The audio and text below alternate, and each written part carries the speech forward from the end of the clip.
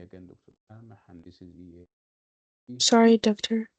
Sorry to interrupt you, but your voice isn't clear. It's come and goes.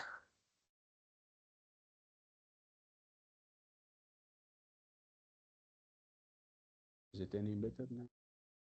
Guys, hear me? It's still. Maybe you should uh, uh, use the mic أو يعني قرب المايك لمتمك.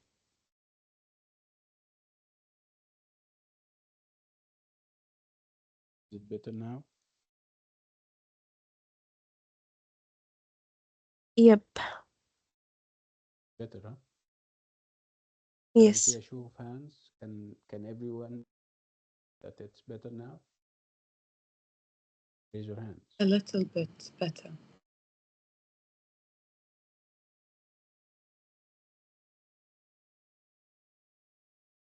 Can you all hear me? Everyone. Yes. Now we can hear you. Okay. Is it Yes. loud and clear? Mm-hmm. Yes. Good. Right. طيب, so what is it that we're doing this morning? We're doing the other side of truth. We're done with the other two picture books. We did The Tale of Peter Rabbit, and we also did Voices in the Park. So this time around, we're doing a novel, not a picture book. Okay, so obviously there are differences between picture books and novels.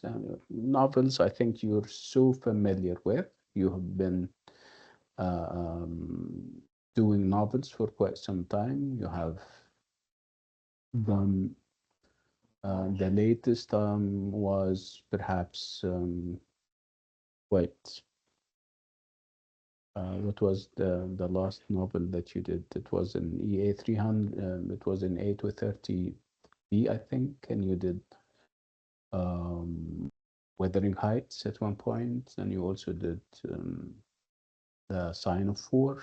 So these were novels, and they were full-fledged novels in the sense that you have a narrator, you have a plot, a clearly defined plot, if you like, and you had characters who obviously populate the narrative.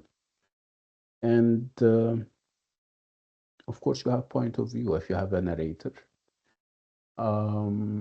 So we have been missing that over the past few weeks because we're doing picture books, where obviously the focus is not on the text as much as it is on the picture. Remember when we said that pictures and picture books are very integral, very central to our understanding? You cannot really figure out the meaning or a full meaning unless you kind of engage with the pictures. So this time around, we're doing a novel. We're perhaps going back to our old habits of reading novels, where the focus, because we didn't choose for this to happen, the focus would be on the text, on the words, on the phrases, the sentences, the paragraphs. We don't read what is only the lines. We read whatever is also between the lines and beyond the lines for significance and underlying messages.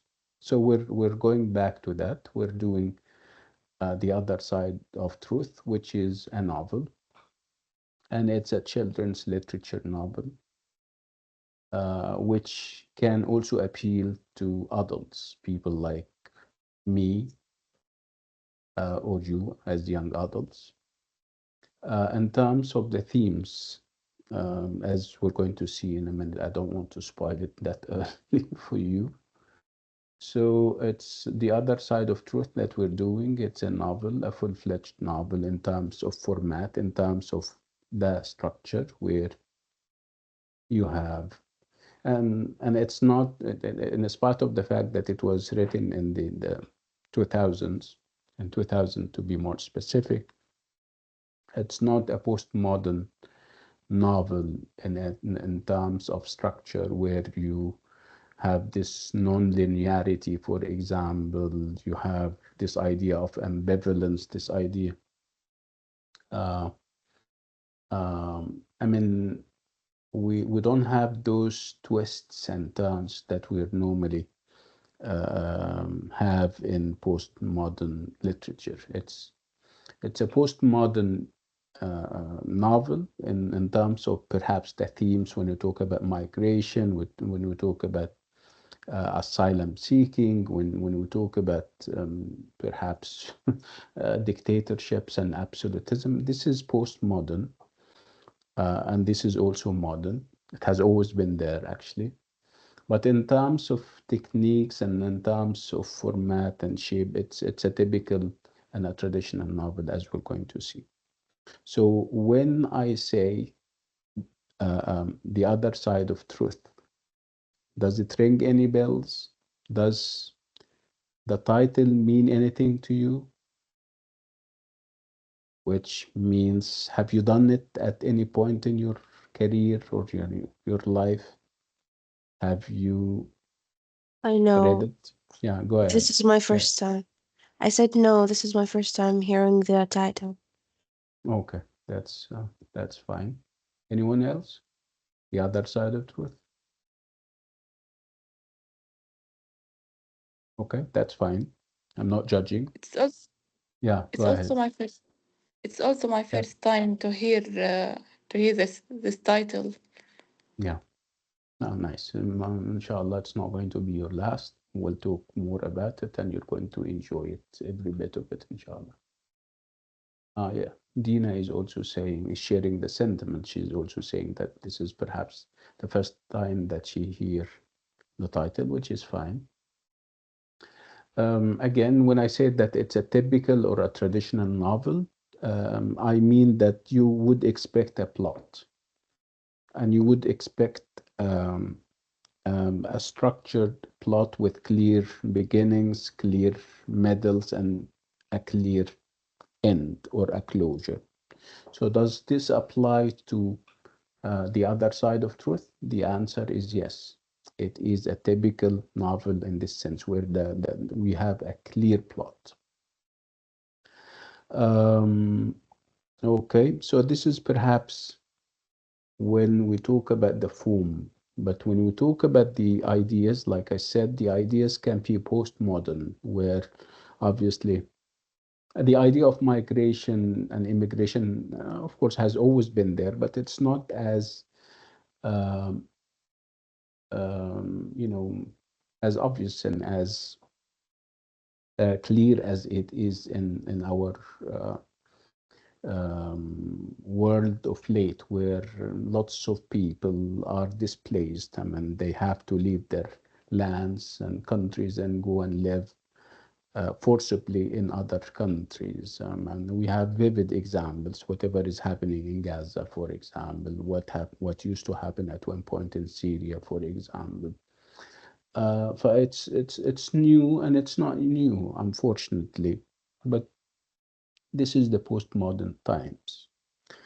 Um, so immigration, asylum seeking, these are very modern and postmodern issues, and that what perhaps links the novel to the postmodern and the modern era. Other than that, like I said, it's very traditional in terms of form, in terms of plot, and in terms even of point of view, where you only have one narrator with one viewpoint.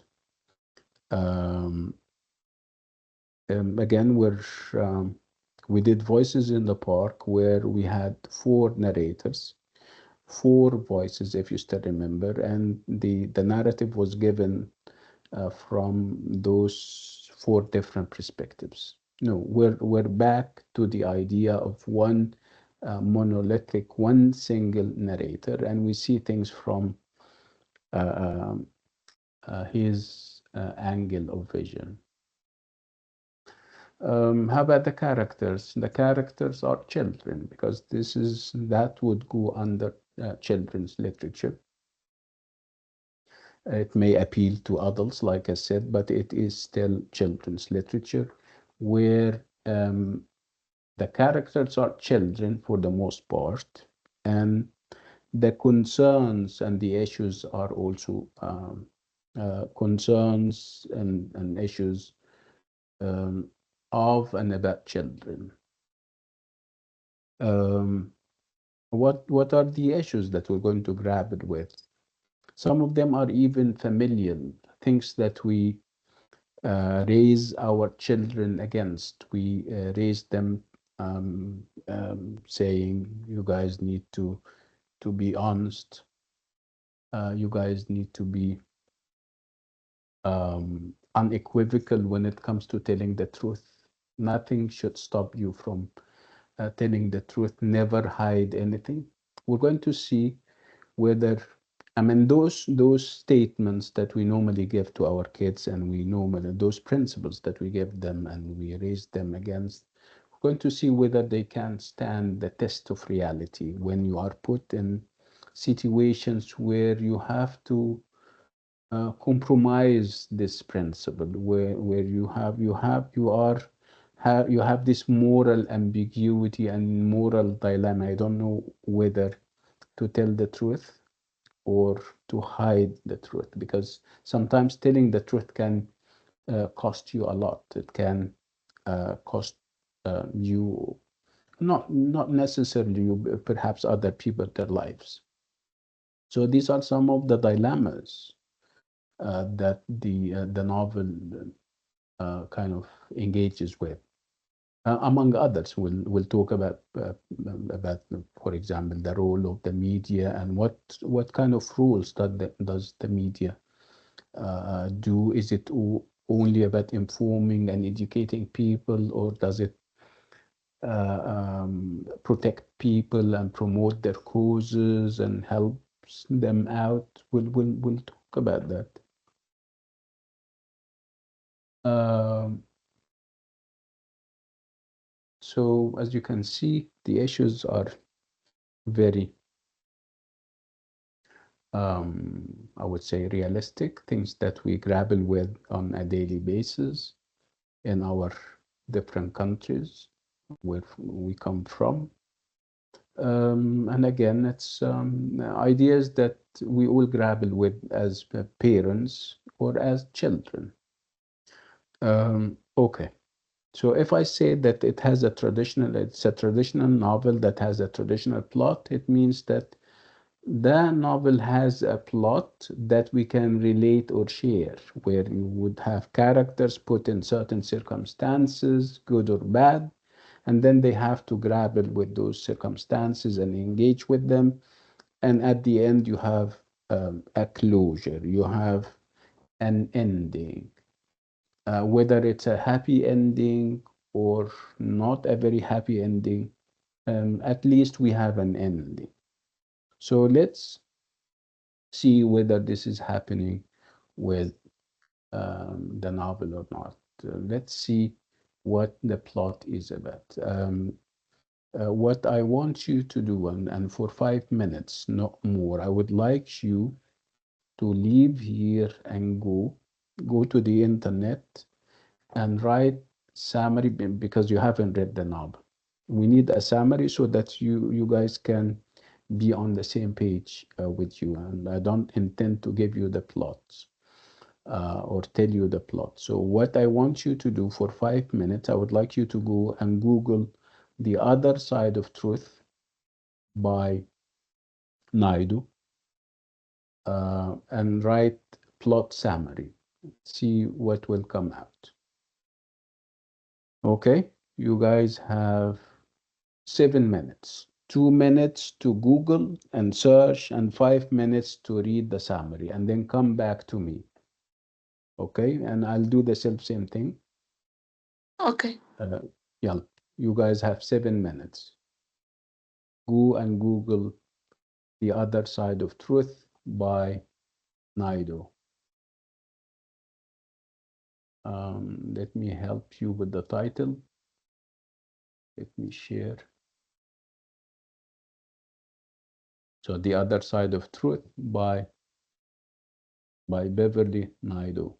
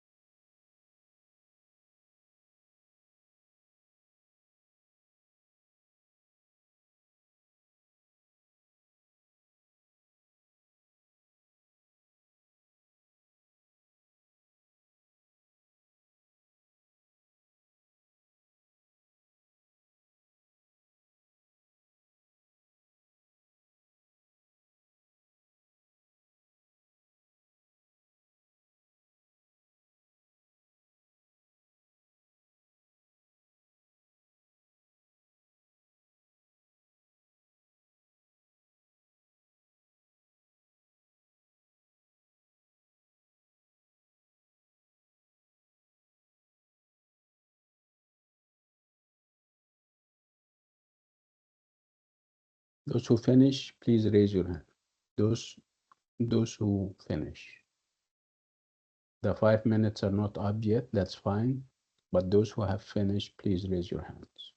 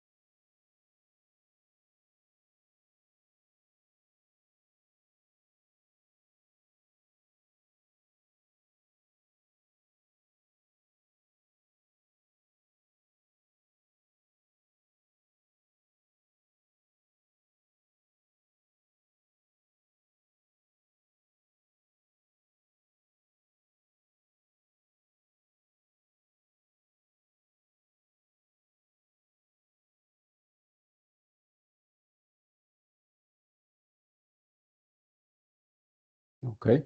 Any luck? Have we all finished? Raise your hands if you have finished. Perhaps if you're halfway through, raise your hand.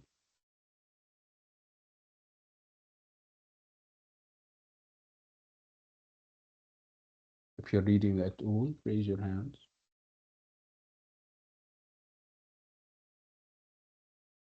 Okay, good,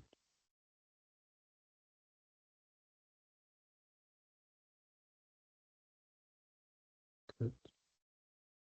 Yeah, this is what I'm asking about. I don't expect you to read the whole novel in 5 minutes, Yadina. Yeah, I know. That's fine. Okay. So,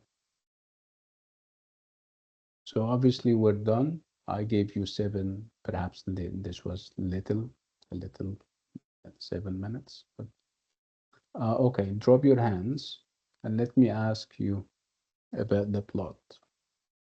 So again, was it clear enough? I mean, even from the summary, you can tell that this is a typical novel where you have a start, you have a middle, you have an end, you have a setting in terms of time and place, you have characters, of course, you have a narrator and a narrative, right? So do we have all of that as far as the part that you have read so far? Yes. Yes, okay. So can somebody volunteer and tell us the plot? Let's start with the plot. Or okay, no. Let's perhaps the plot can come later. Let's start with the setting. When I talk about the setting, I talk about time and place. Let's talk about the place. Where are we? Raise, I mean, come to the mic and tell us. So let's talk about the setting. Yeah, Aisha, go ahead. The setting is in Nigeria, Hmm. and they fled to England. Said Yes. with her brother Thami, Mm. and their mother was murdered as well for speaking against the Yeah, government. yeah. Let's not talk about. Let's focus on the setting, and like you rightly said, it moves between Nigeria, Nigeria and England. yes, Okay. So thank you. the narrative starts off in Nigeria, but it does not stop there. Okay, people, the characters have to travel all the way to England and try to stay there. We'll get to know why they are doing that. Why would people leave their countries and go and live somewhere else? Okay, very good. Thank you. This is the place. What about the other aspect of setting, which is time? Are we talking about the early 19th century, early 20th century, for example? No, we're talking about the late 90s, like Dina is rightly saying. Thank you, Dina, for that. Okay. Which makes it very relevant to our experience as readers, right? Okay, that's interesting. Let's move to the characters. I would like somebody to come to the mic and tell us about the characters. Who are they? And yeah, let's talk about them. The characters that you have seen and read about. Raise your hand or come to the mic and share with us. Hmm. Alia, go ahead. We have the little girl Sada and her So, yeah, brother. people S- differed on how to pronounce her yeah, name. Sada or Shada. Is it Said or Shade? Yeah, Yeah, yeah. Okay, so it's Shade or Said. Yeah, this is a girl, right? yeah, it's a little girl, Okay. and Mm, and her brother and her parents, and we also mm, have her two uncles. One of mm, them in Nigeria, and the other is in England. And we have another character which is the woman who took them to England. Mm-hmm. And we have different mi- minor characters, but they are Yes. the main characters in the story. Mm. So, in spite of the fact that you may see many adult and mature characters, the main characters, the real main characters, are the two children, Shade and her brother, right? Yes. Ah, okay, good. Okay, nice. So characters, the two children, very vibrant. They share their points of view. Obviously, they don't talk as much as they act, and from their action, we can almost tell what kind of children they are and what kind of education they received, whether we would fall into the trap of perhaps categorizing them as mere Africans. And then, of course, you know the stereotypes about Africa and Africans, whether this is true, whether this is what we're going to come out with at the end.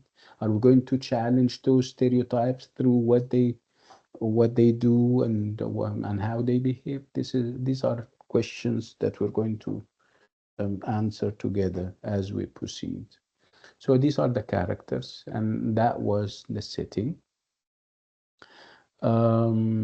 Now let's move to the narrative. Obviously, when you read a summary, you cannot tell whether this is first person or third person, unless the one who makes the summary gives us this piece of information.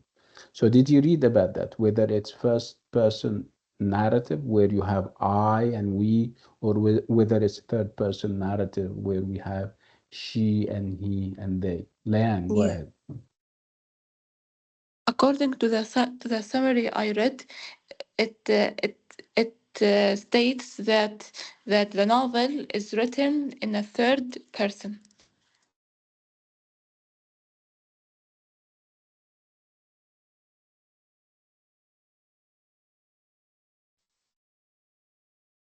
Okay, thank you, Leanne.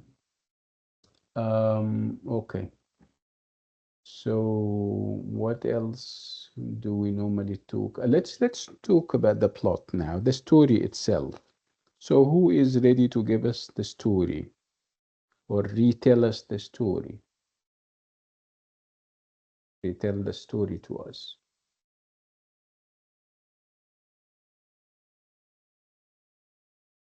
Hello, can you hear me? Alia, go ahead. Okay, I'll start. So basically, the story is talking about the two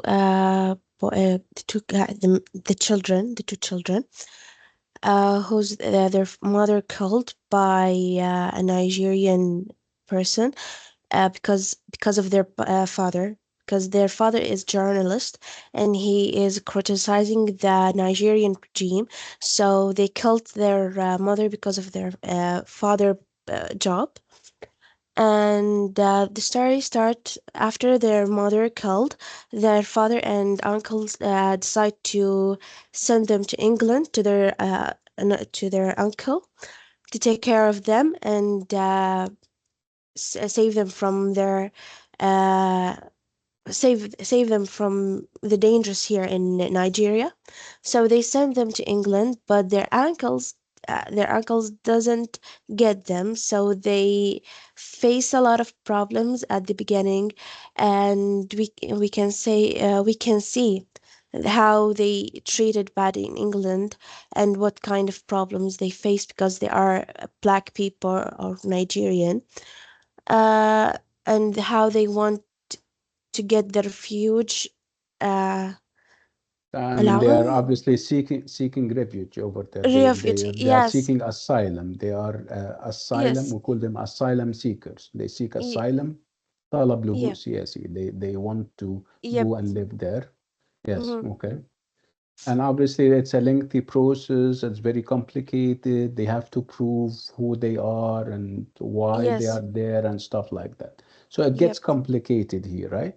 Mhm. Yeah, And also, nice. it's very complicated because they went without their personal passport. Mm, They went with another woman with in another names, so it's mm. very hard for them to get To prove their run. identity, yes, Yes, yes. Which is obviously very, very unfortunate, of course, and which is very realistic. We see this normally. You don't expect to be displaced tomorrow, so you're not ready, right? You're not keeping your guard up. So when it happens, it y- just happens, and yes, you have to flee and escape. Otherwise, you can lose your life. So you wouldn't care what kind of things you're going to pick up with you. So this is a real dilemma that we're having in the novel. When you have to, when you're displaced, and obviously, people don't come to you and say, "Listen, tomorrow, get ready. We're going to displace you tomorrow. We're going to occupy you tomorrow," right? Or we're yes, going to witch hunt you tomorrow and dictatorships and yes. stuff like that. Very unfortunate. Okay. And then this is how the story develops and how it gets complicated. Let's talk about the closure or the ending. Is there a closure in the first place? Do we have an ending?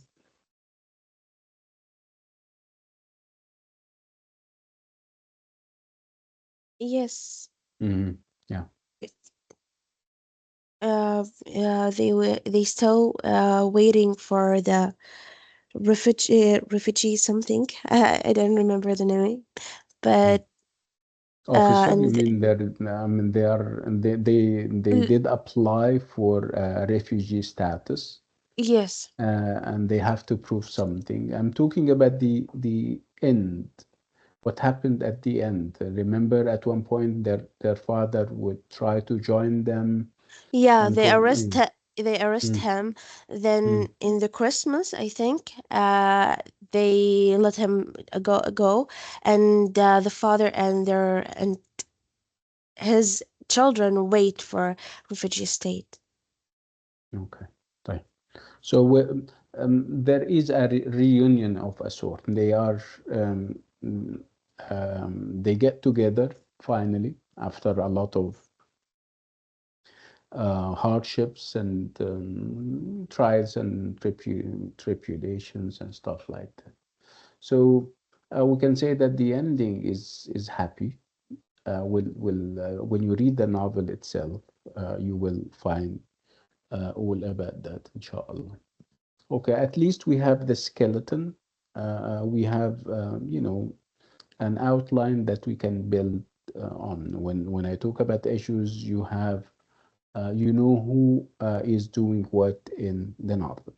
Okay, we spoke about those two main characters, Shade or Shade and her brother. Who is older? The girl. The girl? Say Yes, okay. And also you're going to see that she is older and she is wiser, of course. Again, you she takes matters into her own hands sometimes because obviously society will fail her. Her I mean, the principles of her father and mother will also fail her. She has to take matters into her own hands. Um, so let's talk about the author for a bit. And before we talk about the author, let me share with you the issues and the ideas that we're going to address ourselves to. Let me. Am I still sharing? Yeah, I'm still sharing this. So this is how we're going to go.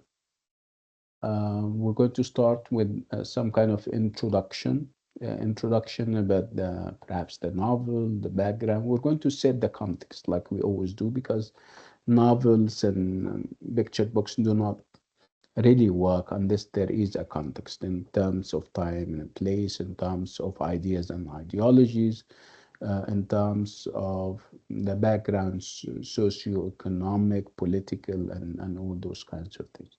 So we're going to start with an introduction, And also we're going to also include talk about the writer herself, and then we move on to talk about I mean the background of the novel, the background, the historical background. Why did Naidu write the novel? Did she mean to only delight us as readers, or she wanted to give us to give instruction and to educate us about something? And what is this something that she wanted to educate us about? So this is very important and very relevant, and this is going to be part of the discussion. And then we'll move on to talk about the novel itself, and what it has, and the issues that it grapples with. And one of those big issues, as we're going to see, would be media and the role of the media, and whether the media is fulfilling its part, is doing what it should do, or perhaps doing something else, good or bad. And the different types or the different forms and kinds of media. Is media in the West similar to media in Africa, for example? We're going to see media and propaganda in Africa and Nigeria, but perhaps in England it's going to be different. It's going to be, kind of uh, some kind of uh,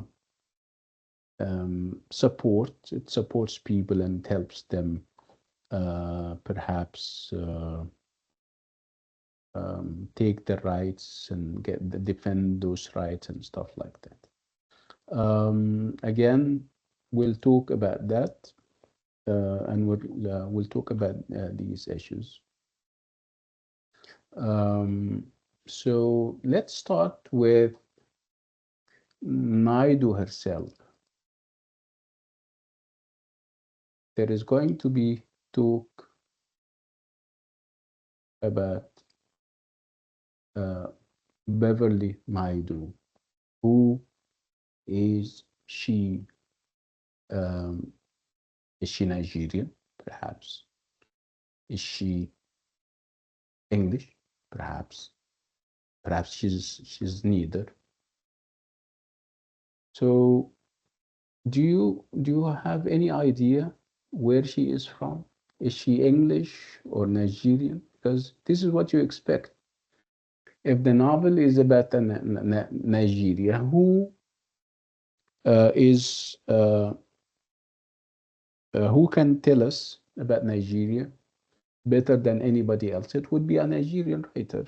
If the novel has part of it, or a substantial part of it, in England, who is better to tell us about this than an English writer?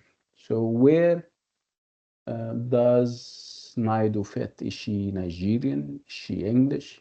What do you think? Have you read about that? No, but I can no, but I can assume that she is Nigerian. Okay, Me too. that's yeah, that's a good conclusion, but it's not very accurate, because she's South African. She's South Oh, African, and when I talk about South Africa now, people would expect to see a black South African. So if I say Beverly Naidoo, and I say that she's South African, you would automatically think that she is black, because South Africa is predominantly black, right?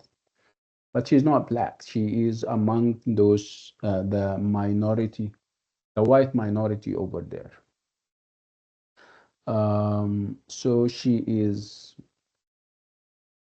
Um, it is true that the novel is set in Nigeria and England, but the writer is not Nigerian or English. The writer is South African, and she is a white South African.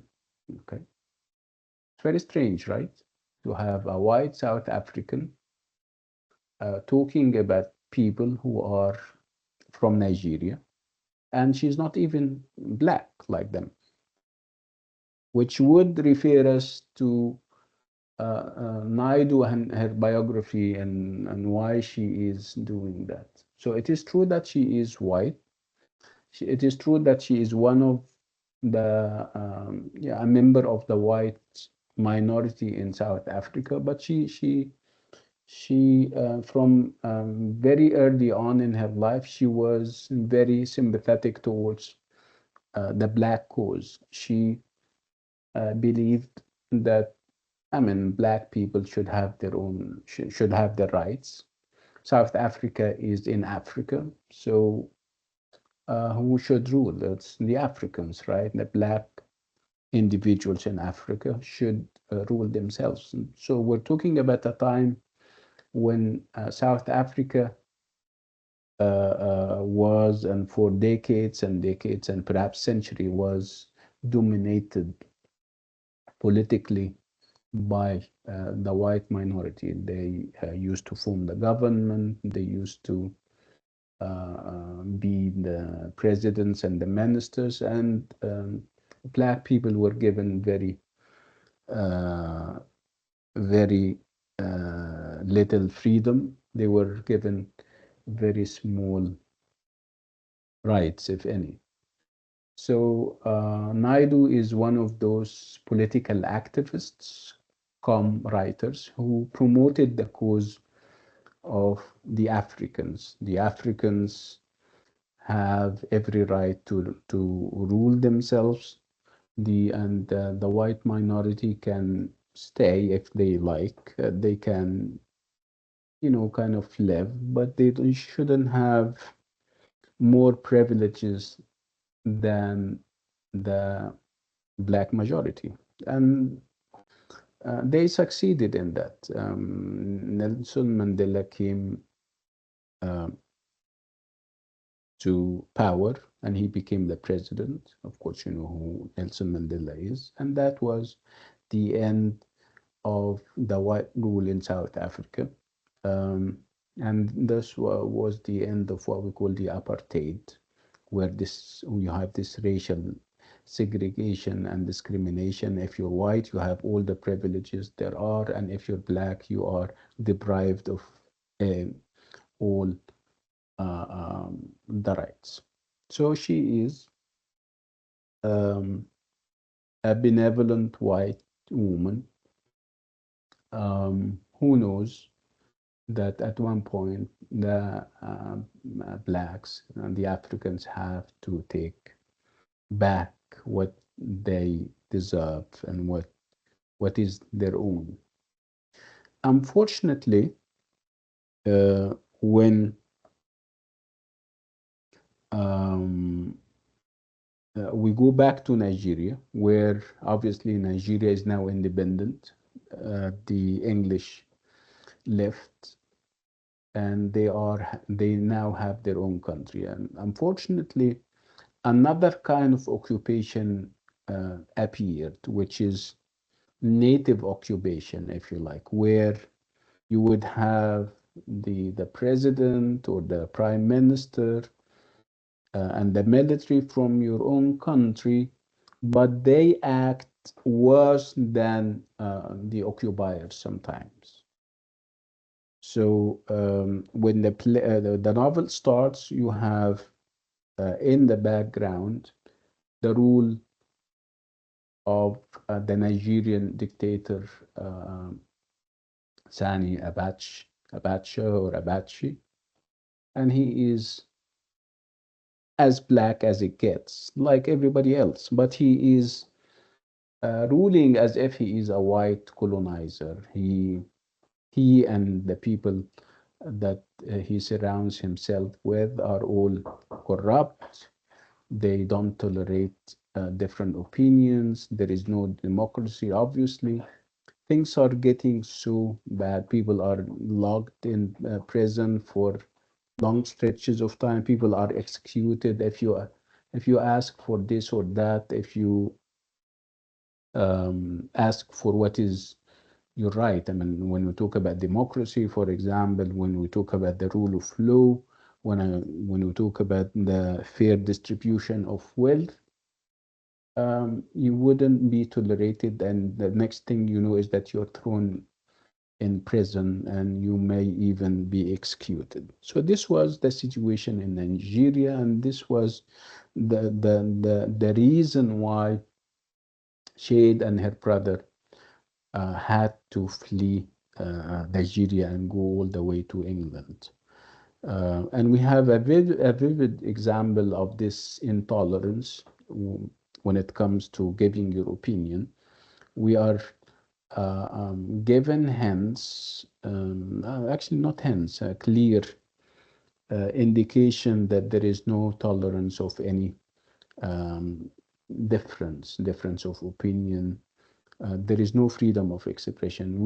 The novel starts with the mother being killed, and obviously she was not the target. The target was the father, but they somehow missed him and they killed the mother. Why would government forces be implicated in that? Because they don't tolerate difference of opinion. Obviously, the father of Shade and her brother is a journalist, and he is critical of the government and its policies. And because it's a dictatorship, the easy thing to do would be to kill them, to silence them. And this is actually what we have. The mother got killed, got assassinated. Perhaps this was a message to the father, and perhaps the father was the target, but somehow the mother got killed. So see how bad the situation is. So again, coming back to Naidu, Naidu is addressing these issues. It is true that she is South African, but she is talking about issues that would apply to the whole of Africa, where, as you know, most of those countries are plagued with dictatorships and absolute rulers. Okay, so this is Naidu. She is, among other things, a political activist who was even imprisoned for her political views. This was, of course, before the white majority took over in South Africa. She was at university, she was young, and she used to express her opinions very freely about the fact that the blacks are not given their rights, and they should rule, they should express their opinions freely, they should be given access to all the things that white people enjoy. So on different occasions, she was in prison. She was taken to prison, and she stayed there for some time. Um, so it's only natural that somebody like herself would also engage with issues that have to do with the rights of um, you know black minorities, dictatorships.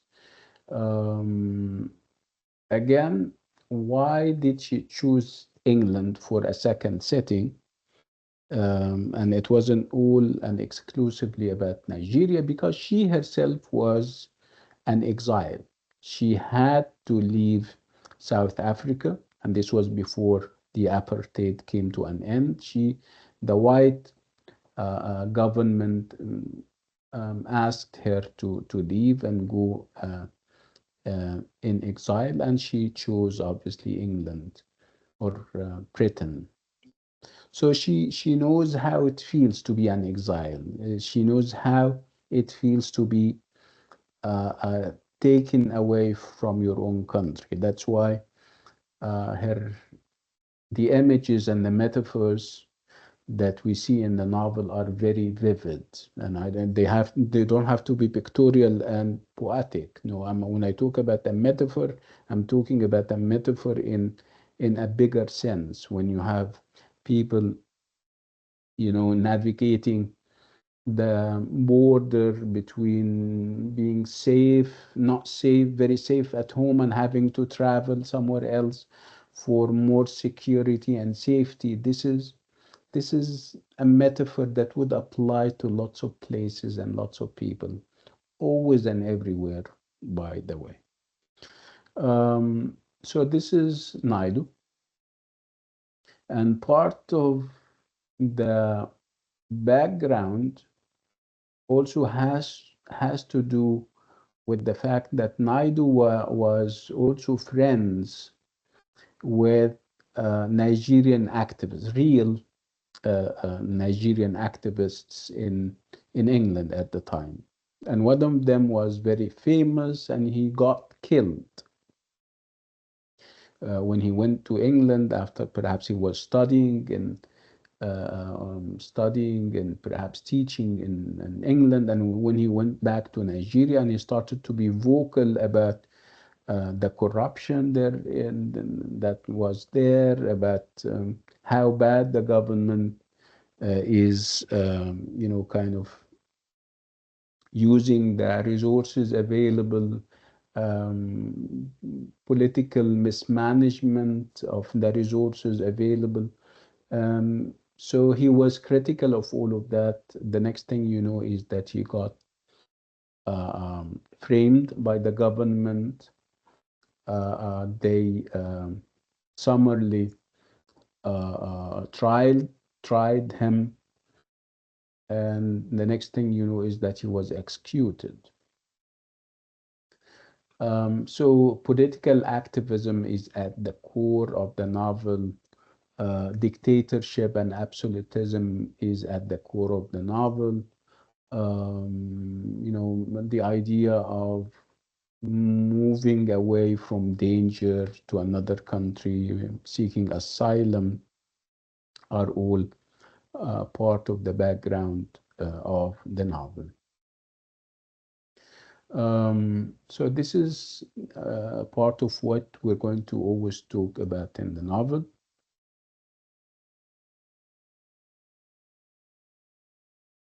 And then we move on.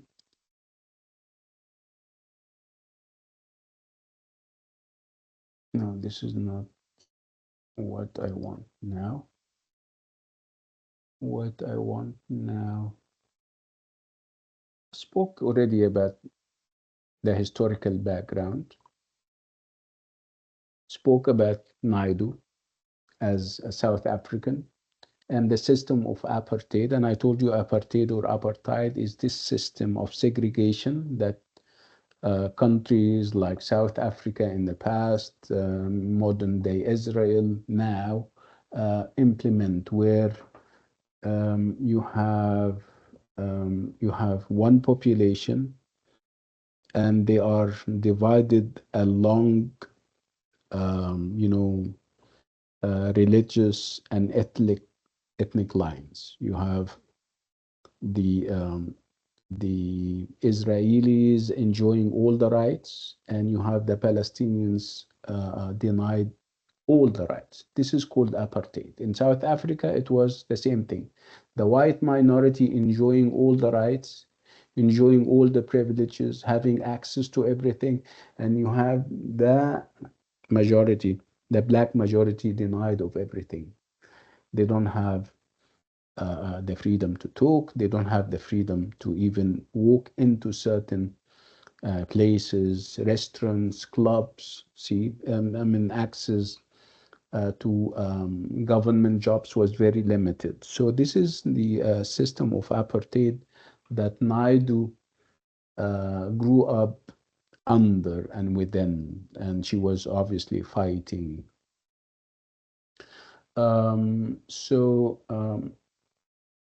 When she goes to and talks about Nigeria, apartheid is over in South Africa. And apartheid is not there in Nigeria, but we have a different type or a different form of oppression that has to do with the local rulers who act as if they are new occupiers. Again, when we talk about Naidoo herself, we talk about the different novels that she wrote, Out of Bounds, The Other Side of Truth, of course, No Turning Back, a very lovely novel that I have read recently. Um, so she became very popular with her novels and the issues that she grapples with. I mean, her first book, for example, Journey to Joburg. Joburg is a reference to Johannesburg, of course, is amazing, and it was banned even in South Africa. Um, Again, if we talk about her and how I mean her lineage and how I mean her family roots. Obviously, she's also Jewish, from a Jewish family, and obviously they were European, and they came all the way to Africa at one point in the mid 18th century, and then they settled in South Africa. And of course, as whites, they had all those kinds of privileges and rights. And then came a time when the white government started to implement this apartheid system. And obviously, the aim was to protect white supremacy and, of course, deny the blacks of everything. So you have segregation of institutions and net territories, um, control of black movement to urban areas, and tight racial divisions in the labor market. I mean, where as a white, you're allowed everything. You have a free pass. You can work, you can enjoy uh, uh, everything, but if you're black, you are not allowed anything. You have passed laws. I mean, they would have. I mean, even if you want to move from one town to another, you have to have a pass. There was no interracial marriages, of course. Many black people were displaced to rural slums. And obviously, you're talking about, bad sanitation. You're talking about, you know, you're denied of everything. You have no rights. And at the same time, your white counterpart, if you're black, has everything. And then over time, people are going to get fed up with this. They are going to say enough is enough, and they start to form groups of resistance, and they started to have this systemic resistance, where you would have more or less like a party like the African National Congress, and they would start to work towards restoring some of their rights and fighting for those rights. And it's going to take a while until eventually they will get what they have. So what was this big moment when they eventually get the rights? It was in 1990 when the white Prime Minister F.W. de Klerk released Nelson Mandela, from prison and lifted the ban on political movements. Um, a few years later, Mandela would be elected president. This was in 1994. And that was elections, and it was very democratic, and this was the end of it. So now you have a free South African, where the black majority is now ruling. And of course, the white minority are there, and their rights are respected and everything. And then you would have other issues.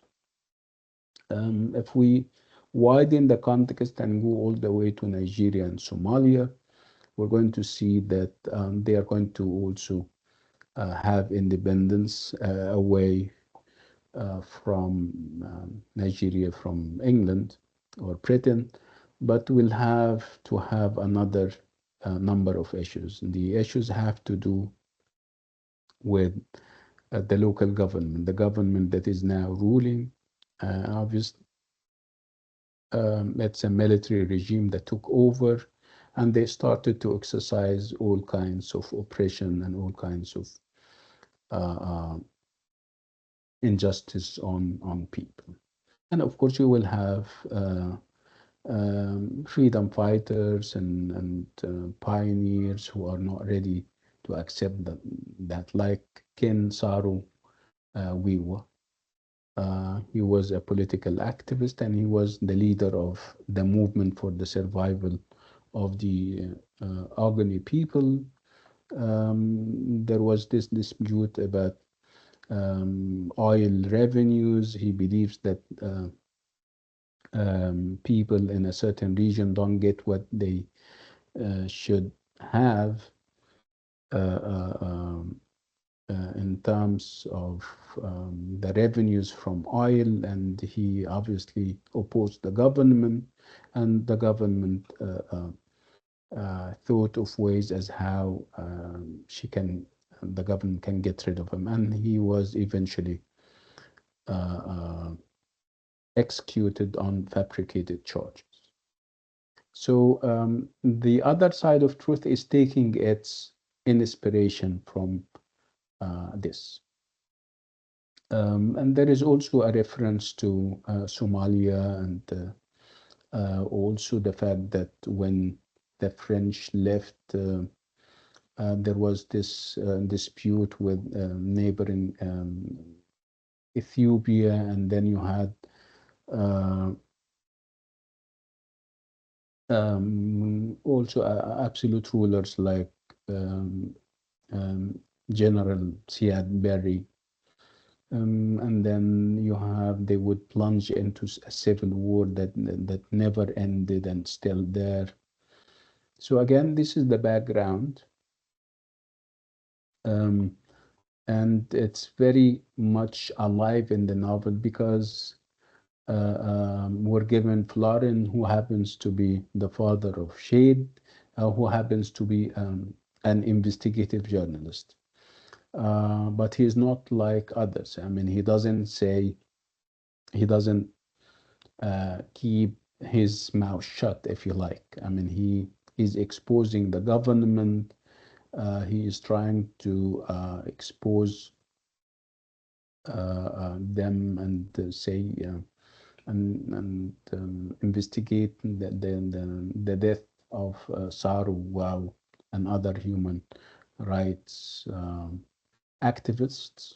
And of course, the government is not going to stay silent on that. The next thing you know is that his wife is killed, and he had to flee the country along with his kids if he wants them safe. So these were things that Naidu is was trying to grapple with. So her novels are normally not about what will happen next, because this is the traditional plots. It's about why is what is happening is happening. So she's looking at the big picture. It's not about a narrative where you have a beginning and a middle and an end. It's not a nice story or a bad one. It's about the reasons why what happens in Africa is happening in terms of, dictatorship and corruption and all those kinds of things. Okay, and then we have the talk about the other side of truth, the novel itself. Um, and like I said, uh, um, we're talking about the plot and what happens and where Shade and Femi come from in terms of social strata, why did they have to leave the country and the killing of their mom and what kind of life they used to have, the education that they used to receive, which is obviously English, and then the dismay and frustrations that they received when they went all the way to Britain and they thought that their problems came to an end, only to start a new chapter of misery, hardships, and troubles. You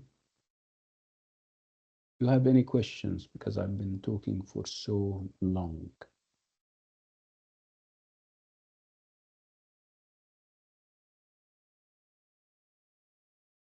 No questions. Let's move on.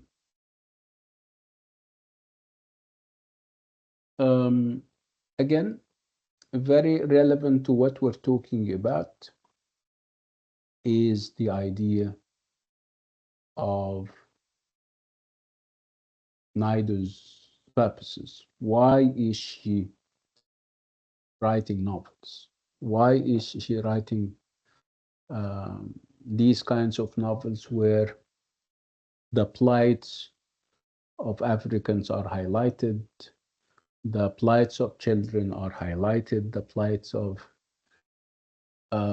disenfranchised majorities are highlighted. Obviously, when you look at these things, there is nothing nice about them. There is nothing fun about them. You're not enjoying a story. You may feel that you want to perhaps cry. You may want to perhaps interfere in the narrative and say enough is enough. This is too much. This is much injustice. But obviously, the idea of delight, as we now know, it does not exist. You don't have amusement. You don't have, you know, sweet sensations. You have sour sensations, if you like. So obviously, there is more to what she is trying to do in the novel than entertaining, if there is entertainment in the first place. She is perhaps giving instruction, and I'm saying instruction, not instructions. She's not ordering. She's educating. She's trying to educate. She's going to bring about a new level and a new literacy. And it's literacy like no other. It's cultural literacy. It's a literacy of tolerance, of accepting the other, of looking at things from an empathetic prism or lens. When you see things from the perspective of other people, when you stop thinking of things from your privileged angle of vision, when you also realize that you're not the only person or the only people who live on this earth. There are other people on the other side of the fence, people who also have dreams, and sometimes those dreams are shattered. People who have, uh, um, you know, they have a right to live and exist. So perhaps um,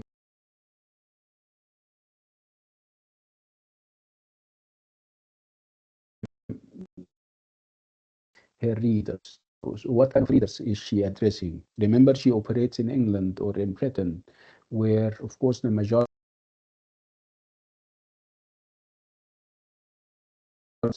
and if children are the main characters primarily, so you would expect children to be the readers. So it is as if she is trying to address and reach out to white privileged readers in Britain. She is trying to tell them that you need not to take your privileges for granted. You need to also think of others. You have been so absorbed and so immersed in your own pleasures and your own privileges that you've forgotten that other people in other countries and in other continents live. You have this very interesting example. I think it is in this novel where one of those white children cannot distinguish uh, uh, between, he doesn't know whether Africa is a country or a continent. So see, uh, uh, obviously, this is perhaps the message that she is. I'm I'm I'm not reviewing anything. I'm talking about the. I'm not showing anything. I'm talking. Okay, when I need to go to the slides, I go to the slides. But now I'm talking. Okay, so again, we're talking about this idea of um, whether she is entertaining or educating or giving instruction. And I said that obviously um, it's the whole thing is tilting towards instruction more than entertaining. If we think of entertaining in the sense of making you happy and making you delighted, because there is obviously nothing delightful about what happens. It's all unfortunate and sad. Uh, and we have examples. Like I said, she is trying to educate, she is trying to bring about a new literacy. And this literacy is based on the idea of cultural acceptance and tolerance. It's cultural literacy that she is trying to kind of develop and start. Again, she wants her white audience and white readers to be aware or to be conscious of the existence of other races and other people in other parts of the world, to feel for them because they are not as happy and they are not as rich and they are not as privileged. Um, Again, she's doing that through the form of the novel, and obviously the novel, regardless of the themes and topics, is a means of entertainment, not different from the media, not different from other means of media. So it's entertainment because of the genre, but it's within this kind of entertainment framework, we have guidelines, we have literacy that she is keen on developing among her readers. So again, we will have time to talk about that.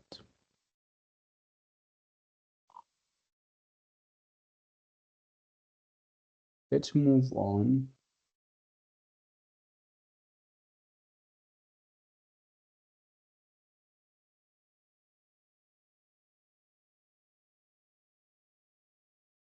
So this is more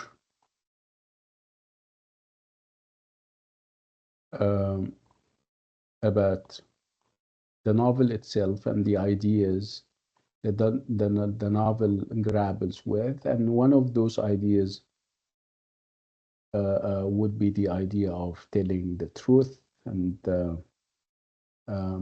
whether at one point you have to kind of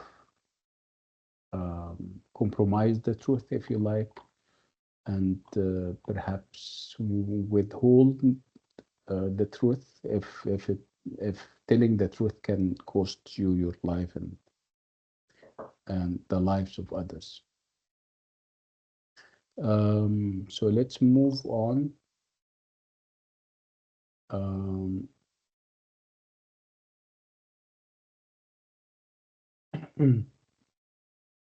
Again, while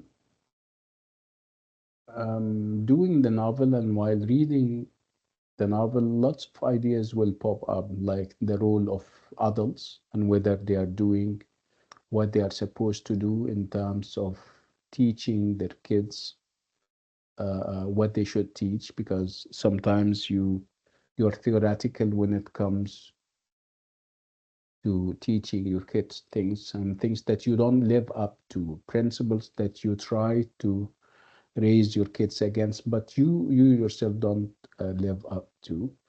Again, I mean, this idea of we parents being sometimes theoretical, we talk about absolute truth, never tell lies, not never tell. I mean, we obviously don't think of the circumstances and things on the ground. So this is one of the ideas that we're going to talk about, the role of adults and whether they are doing what they are supposed to do, or perhaps they are faltering and they are failing their kids. Will relevant to this idea of the role of adults would be the idea of truth telling and agency. Again, the one core question that we are going to see repeated has to do with whether uh, uh, truth should be held sometimes for good reasons, for a bigger purpose, or not. And with truth telling and deciding whether to withhold the truth or to tell it all, would come the idea of agency. Agency means that you decide at one point to have a voice, to perhaps chart your own way and lead others. Whether children are given this opportunity or they are taken for granted, they are thought very little of.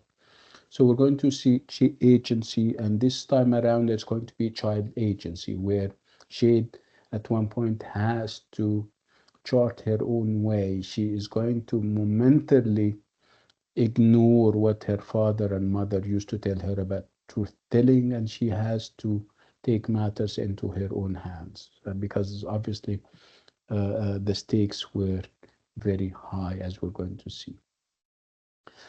Again, like I said, we'll talk about the moral responsibility of societies towards kids, and whether kids are given uh, uh, the shelter, the needed shelter that we should provide them with, whether they are protected. When we take our decisions as adults, do we um, keep in mind, or do we consider what may happen to our children if we decide, if we take big decisions, for example?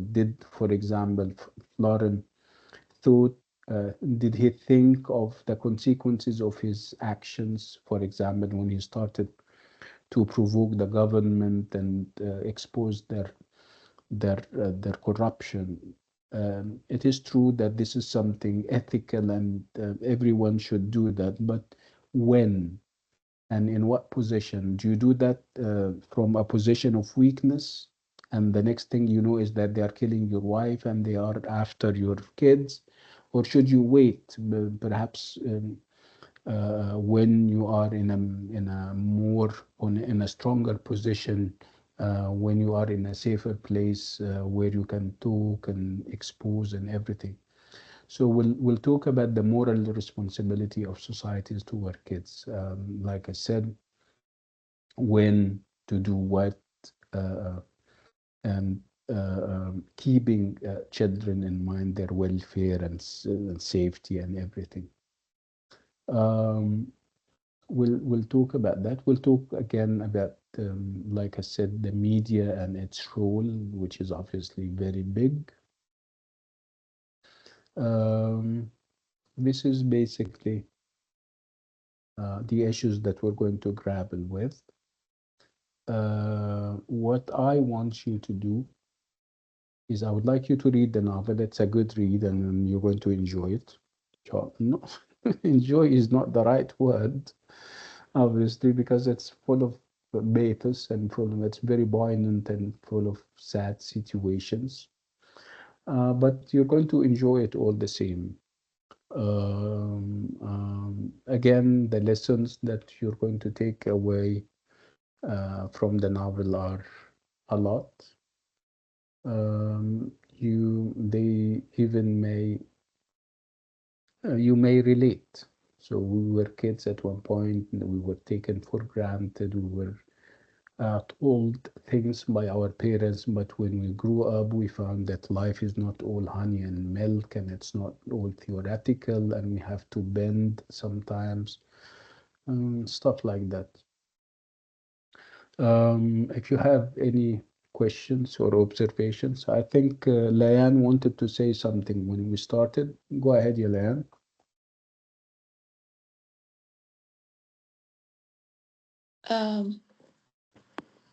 Um, I forgot what to say.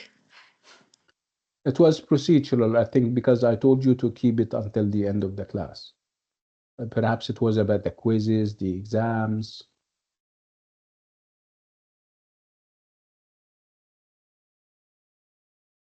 Okay, right. Let me tell you about the quizzes. I think the quizzes, is it tomorrow or the day after? Tomorrow. Yeah, it's tomorrow, and it's yeah, and it's going to cover the two picture books. Don't remember. Is it for 15 minutes? I don't remember. But it's there. It's going to open with you. I mean, all the details are on the LMS, right? Yes. Yeah, For of course 20 you know minutes. that. For how many minutes? 20 minutes. 20. Okay. I don't know whether it's 15 or 20, but if it's there, it's there.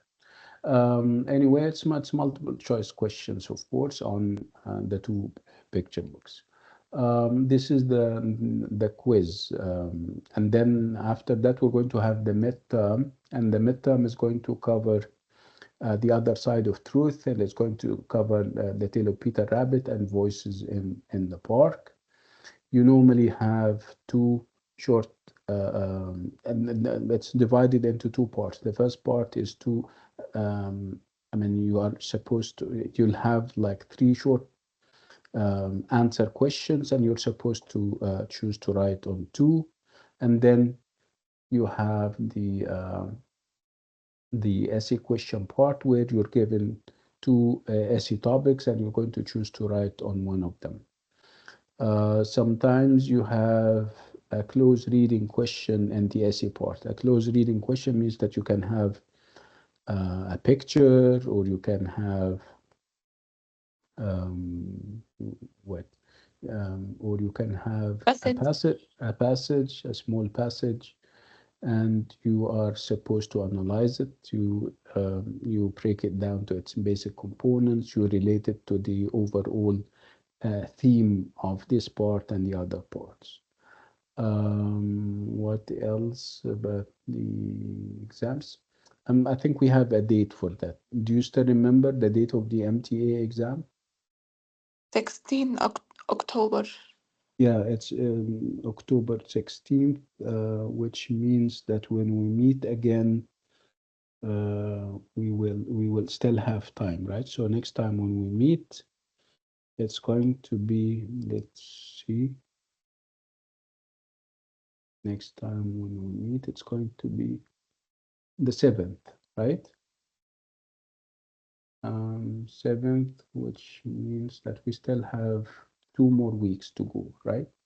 So two more weeks to go means that we will have the master class on Thursday, where we're going to also talk a lot and much about the other side of truth, and then we will have at least one more class to finalize everything in the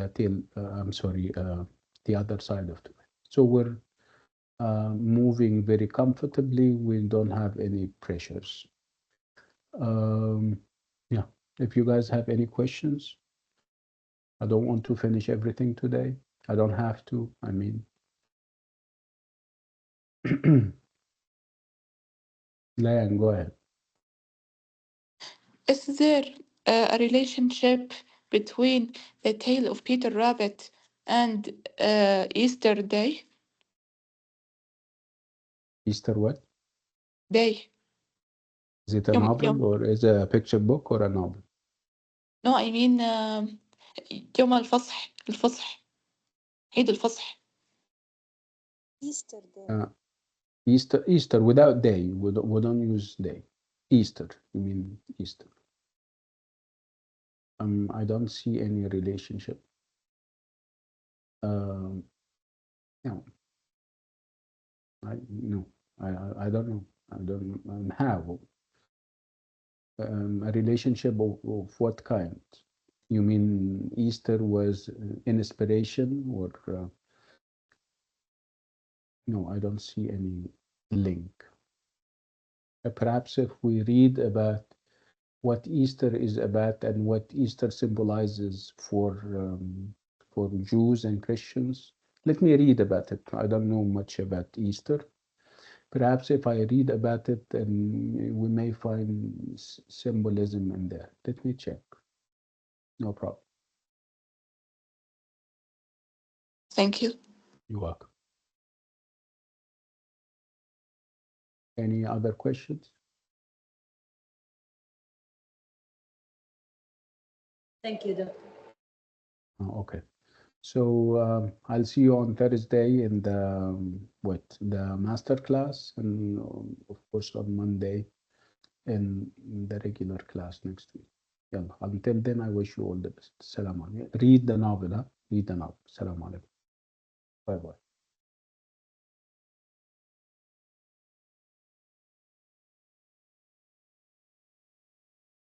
Thank you, Doctor.